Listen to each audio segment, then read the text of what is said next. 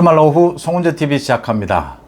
언제나 정치권이 시끄럽지만 이번 주말은 더욱 시끄럽고 예민해져 있는 그런 분위기입니다.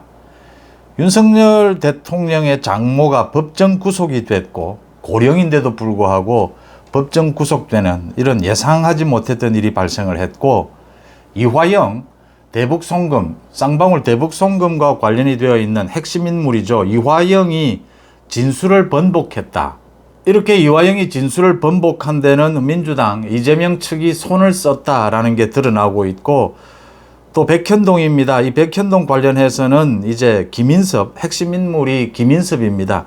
김인섭이 입을 여느냐, 정진상에 대해서는 다음 주에 검찰이 소환을 통보했습니다. 다음 주 검찰에 소환될 것으로 보입니다. 정진상이 소환 조사를 받고 나면, 그러니까 이 백현동은 서울중앙지검에서 수사를 하고 있고 대북송금은 수원지검에서 수사를 하고 있습니다. 정진상을 소환하고 난 다음에 이재명은 언제 소환을 하느냐, 이재명을 소환해서 조사하고 난 다음에는 구속영장을 치느냐, 구속영장 청구를 언제 하느냐, 이게 가장 큰 관심거리입니다. 지금 정치권에 여야 또는 법조계 모두 다 관심이 높은데, 이게 굉장히 빨라질 수 있다라고 하는 전망들이 나오고 있습니다. 그러니까 이재명에 대해서 여러 차례 소환할 필요도 있고 정진상, 김용 더 소환해야 될 이런 것들이 남아 있는데, 예상외로 이재명을 소환 조사해서 구속영장을 치는 것이 빨라질 수도 있다. 그렇게 되는 데는 지금 이재명의 민주당이 묻지마 가짜뉴스입니다. 묻지마 가짜뉴스 퍼붓고 있고, 지금 윤석열 대통령, 윤석열 정부에 대해서 괴담 비난을 퍼붓고 있습니다. 거기에다가 아주 핵심 인물인 이화영이나 김인섭, 이화영이 진술을 바꾸고 있다. 이게 참 좀 심각한 부분입니다.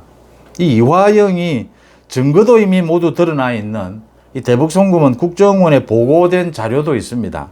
그런데 진술을 바꾸고 여기에는 이재명이 관여하고 있다는 게, 이재명의 최측근들, 친명 의원들이 집중적으로 나서서 이 이화영의 가족들, 부인을 비롯해서 가족들을 회유한 정황들이 드러나고 있습니다. 거기에 따라서 이화영이 옥중에서 편지를 써서 변호인을 통해서 공개를 했습니다. 검찰에서 자기가 한 진술을 뒤집는 겁니다. 지금 오늘 주말인데도 이재명의 민주당이 윤석열 대통령, 윤석열 정부에 대한 공격이, 집중적인 공격이 펼쳐지고 있습니다. 윤석열 대통령의 장모죠. 장모가 어제 법정 구속이 됐습니다. 이 항소심을 하고 있는 중이었는데 서류 위조입니다. 서류 위조 부분으로 1년형을 1심에서 받았는데, 이 나이가 이제 80 가까이 되는 이 고령의 장모를 법정에서 구속시켜 버렸습니다. 상당히 유례가 없는 일입니다. 그런데 이걸 가지고 지금 이재명의 민주당이 또 윤석열 대통령을 공격하고 있습니다. 이 민주당 이재명은 윤석열 대통령의 처가 쪽, 김건희 여사를 비롯해서 이 처가 쪽, 이걸로 여기에 대한 가짜뉴스, 여기에 대한 괴담, 이걸로 지금 이번 총선을 판을 짜겠다는 식입니다. 이 부분을 끊어내기 위해서라도 이재명의 구속이 앞당겨질 수 있느냐라는 게 관심을 더 크게 끄는 부분입니다. 또 역술인 그 육군참모총장 공관을 대통령 관저로 할 필요가 있지 않느냐라고 해서 그때 천공이 다녀갔느냐, 백재권 사이버한국외국어대학교 겸임교수, 풍수지리학계의 최고 권위자라고 합니다. 백재권이 다녀갔다라는 게 이 경찰의 수사에서 드러났습니다. 그러자 천공이 다녀간 걸로 공격을 하던 민주당이 이 백재권도 무속인 아니냐라고 해서 또 대통령실을 공격하고 있습니다. 대통령실에서는 이 백재권 교수는 풍수지리학계의 권위자다. 이건 지금 이재명 부부도 만난 사람이고, 그래서 단순히 무속으로 가져가는 것은 맞지가 않다. 이재명 부부도 만났습니다. 대통령 선거를 앞두고. 그게 모두 드러나 있습니다. 또 윤석열 대통령의 처가 땅과 관계가 된다라고 해서 양평고속도로에 대한 가짜뉴스도 계속해서 퍼뜨리고 있습니다. 이재명의 민주당의 이 같은 가짜뉴스, 괴담, 이 선동, 이걸 끊어내기 위해서는 이재명을 구속시키는 것이 하루라도 빨리 구속시키는 것이 맞지 않느냐. 여기에 지금 아주 심각한 문제가 터졌습니다. 이게 이화영입니다. 그러니까 쌍방울 대북 송금을 하는데 이화영이 쌍방울 측에 협조해 줄 것을 요청을 했고, 쌍방울이 800만 달러를 보냈는데 그 중에 300만 달러는 이재명이 평양을 방문하는 준비 자금이었다.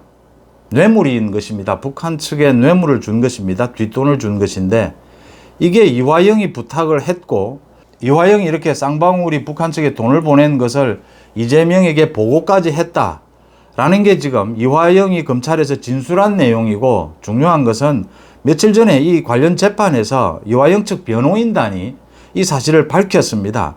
이화영이 쌍방울 측에 이재명의 평양 방문을 부탁했다. 그런데 최근 들어서 또 이화영의 입장이 바뀌었습니다. 이 민주당이 장난을 소위 치고 있는 겁니다. 이 부분에 대해서 이재명이 기자들에게 또 검찰이 소설 쓰고 있다라고 해놓고선 이재명의 측근들이 대거 나서서 이 이화영의 가족들을 회유하고 있다, 이렇게 보입니다.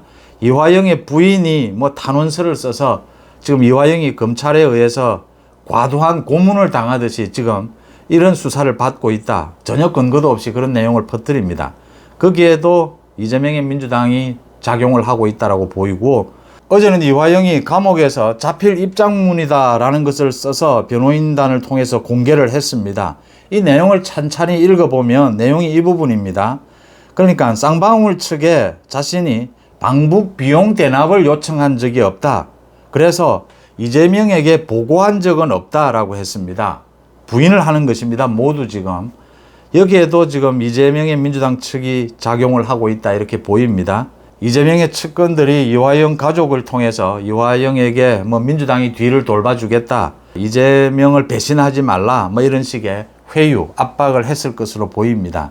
그런데 이 이화영이 감옥에서 쓴 편지를 읽어보면 며칠 전에 법정에서 진술을 한, 이 변호인을 통해서 진술을 한 쌍방울 측에 이재명의 방북을 요청한 적은 있다라고 인정을 했던 것, 검찰에서 진술한 부분은 이재명에게 보고까지 했다라는 것인데, 일단 법정에서 진술한 이 부분과 지금 어제 편지, 이화영의 편지를 뜯어보면 이 부분을 피해가면서, 어떻게 하면 이걸 피해가면서 입장을 바꿀까 고심한 흔적이 보입니다. 그러니까 이 내용입니다. 지나가는 말로 이화영이 쌍방울 측에 이재명의 방북에 좀 신경 써달라, 이렇게 이야기한 적은 있다. 그런데 방북을 위해서 비용을 대납해달라, 이런 요청은 한 적이 없다, 이렇게 부인하는 겁니다. 편지에서. 그래서 이재명에게 보고한 적도 없다, 보고할 이유도 없었다, 이렇게 지난번 재판에서 변호인 측이 이야기한 것을 완전히 뒤집어 엎지는 못하니까 그걸 피해가면서 지금 검찰에서 진술했다라고 하는 것만을 전부 뒤집어 엎었습니다. 그런데 이게 뒤집는다고 뒤집어지느냐라고 하는 겁니다. 이 내용 자체가 전체적으로 지금 국정원에 다 보고가 되어 있는 내용이고, 이재명이 이제 이화영이 자신을 배신하려고 하자 이 이재명 측이 회유에 나섰다라고 하는 것이 눈에 보이는 대목입니다. 그러니까 이화영이 쌍방울 측에 이재명의 방북을 협조해달라, 그런 요청을 했다. 그런 요청은 했는데 비용을 대납해달라라는 요청은 하지 않았다. 이게 눈 가리고 아웅하는 식이지 않습니까? 북한의 정치권 인사가 북한이 바라지도 않는데 방북을 하려면 비용을 줘야 된다라고 하는 것, 상당한 뒷돈을 줘야 된다라고 하는 것은 이미 뭐 지난 10년, 20년 동안의 상식처럼 되어 있습니다. 그런데 이재명의 방북을 신경은 써달라, 그런데 이 비용을 대납해달라, 이 요청은 하지 않았다. 이걸 누가 믿겠습니까? 이걸 어느 재판부가 믿겠습니까? 이제 이렇게 해서라도 언론 플레이를 해야 되겠다, 뒤집어 엎어야겠다, 지금 진술을, 검찰의 진술을 뒤집어 엎어야겠다라는 의도가 읽히는 대목입니다. 당연히 이렇게 해야 지금 가장 중요한 이재명에게 보고를 했느냐, 두 차례 보고를 했느냐, 당연히 보고를 할 수밖에 없죠. 쌍방울이 800만 달러라고 하는 돈을 이재명이 북한에도 가고 싶은데 비용이 들어간다. 그런데 경기도의회에서는 예산을 승인해 주지 않는다. 이재명으로서는 방법이 일반 기업을 통해서 이 대북 사업에 관심이 있는 이 쌍방울을 통해서 대납하게 하는 이 방식 이외에는 없었던 겁니다. 그래서 이재명과의 고리를 끊기 위해서 이 지금 이재명의 측근들이 회유를 해서 이 편지를 이화영이 감옥에서 썼다라는 게 그대로 읽히는 대목입니다. 이제 문제는 검찰이 이걸 어떻게 대응하느냐라는 부분입니다. 검찰이 다음 달 초에 이재명을 소환한 뒤에 곧바로 구속영장을 치는 것이 이 순서지 않겠느냐 하는 이야기가 지금 갑자기 정치권에서 또 법조계에서 강력하게 많이 나오고 있는 대목입니다. 야당 쪽에서도 오히려 민주당의 반명 비명 쪽에서도 빨리 이재명에 대해서 구속영장을 치는 것이 순서가 아니냐, 순리가 아니냐 이런 이야기들이 나오는 겁니다. 이 이화영을 사이에 두고 이재명이 이런 장난을 치고 있다라는 게 구체적으로 지금 드러난 겁니다. 또 이 백현동의 김인섭, 백현동 그 사업 개발업자가 김인섭으로부터 200억 원의 돈 요구를 받았다. 많은 특혜를 주고, 그런데 그 200억 원 가운데 100억 원은 이재명에게 가는 것으로 당연히 알고 있었다. 이런 진술도 나와 있습니다. 이 부분을 김인섭이 입을 열지 않으면 김인섭도 이화영처럼 모두 자신들이 덮어 써야 합니다. 지금 이재명의 민주당을 이화영과 김인섭이 믿을 수 있느냐, 믿을 수 없느냐, 이재명이 이화영, 김인섭을 끝까지 챙겨줄 수 있느냐, 지금 이화영이 오락가락하고 있는데 그러지 못할 것이다. 그러지 못하는 가장 결정적인 것은 이재명의 구속입니다. 이재명을 구속시키고 나면 이화영, 김인섭, 정진상, 김용, 김만배 마찬가지입니다. 이 모두 이권으로 결속되어 있는 이 최측근 그룹들이 이 그룹들을 무너뜨리는데, 이 결속력을 무너뜨리고 진실을 밝히게 하는 데는 이재명을 구속시키는 것이 맞지 않느냐. 이게 지금 민주당 내에서도 이야기가 나오고 있는 대목입니다. 또 이재명이 이낙연과 지금 2차례 연기가 됐습니다. 계속 만나지 못하고 있는데, 비를 핑계로 해서 만나지 못하고 있는데 핑계일 뿐입니다. 여러 가지 다른 방식으로 만날 수도 있는 것이고, 이 수혜를 걱정하는 형태로 만날 수도 있는 겁니다. 실제로는 아직까지 만나서 공천 지분이라든지 이게 계산이 안 나온다는 이야기고, 이낙연이 만나기를 꺼리는 이유는 이재명이 지금 구속될지도 모르는 상황이다라는 게 가장 큰 이유입니다. 가장 중요한 건 검찰이 얼마만큼 많은 증거를 확보하고 있느냐는 게 가장 중요한 일입니다. 결국 이 판단은 법무부 장관, 검찰총장 선에서 이루어지게 될 것인데, 다음 달 초에 정진상을 이어서 다음 주에 정진상을 소환해서 조사를 하고 난 다음에 다음 달 초에 이재명을 소환해서 한 차례나 2차례, 그러니까 지금 대북 송금도 조사를 해야 되고 이 백현동 부분도 조사를 해야 합니다. 이 두 가지에 대해서 조사를 한 다음에 곧바로 구속영장을 치는 방안이 유력하게 거론이 되고 있습니다.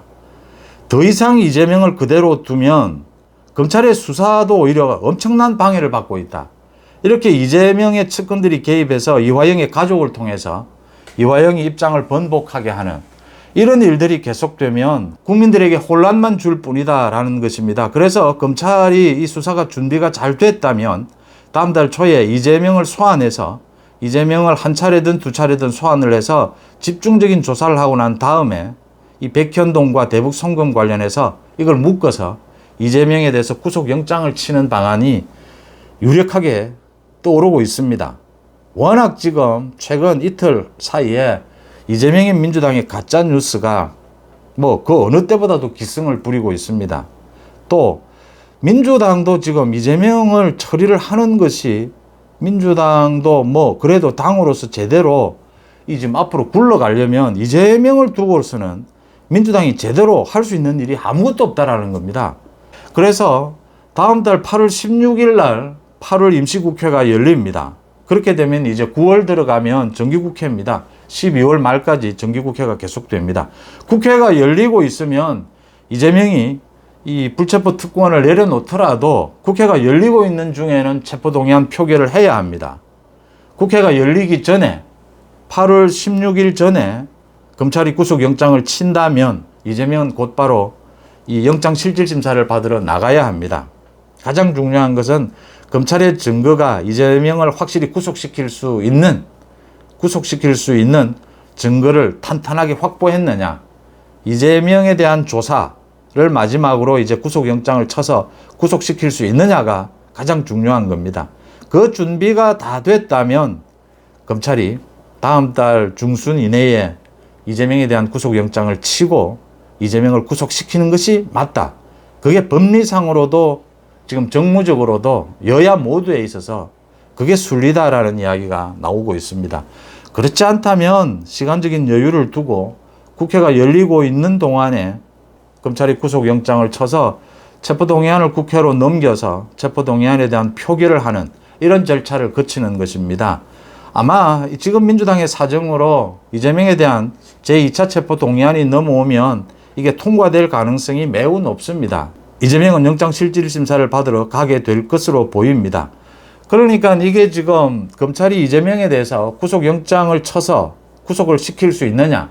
만약에 영장실질심사에서 구속을 시키지 못한다면 검찰로서도 부담입니다. 검찰이 시간을 두고 국회가 열리고 있는 동안에 체포동의안을 넘겨서 표결을 하게 된다면 민주당은 또 분열하게 될 것이고 엄청난 부담을 안게 됩니다. 그때는 민주당이 그 체포동의안 표결이 통과되느냐 통과되지 않느냐 모두 민주당 이재명으로서는 부담일 것이고 통과돼서 또 영장실질심사를 가게 되면 구속 여부가 또 검찰과 이재명 사이에 많은 수싸움이 일어날 수밖에 없는 서로 간에 굉장히 승부가 되는 이런 상황이 전개가 될 수밖에 없습니다. 일단 다음 달 8월 15일 전에 이재명의 대북 송금, 백현동 특혜 이 부분에 대해서 이 두 가지 비리 부분에 대해서 이재명을 소환해서 지금 이재명을 소환한다라고 하는 것은 검찰이 준비 작업에 들어갔습니다. 이재명 소환은 될 것이 거의 확실해 보입니다. 문제는 소환하고 난 뒤에 검찰이 곧바로 구속영장을 치느냐 아니면 추가 조사를 하느냐 이 부분이 남아있는데 8월 15일 전에 구속영장을 치는 방안이 유력하게 거론이 되고 있습니다. 이재명을 구속시키지 않고서는 지금 이 혼란한 정국, 이 가짜 뉴스를 막을 방법이 없다라고 하는 것입니다. 주말 오후 송은재TV 마칩니다. 고맙습니다.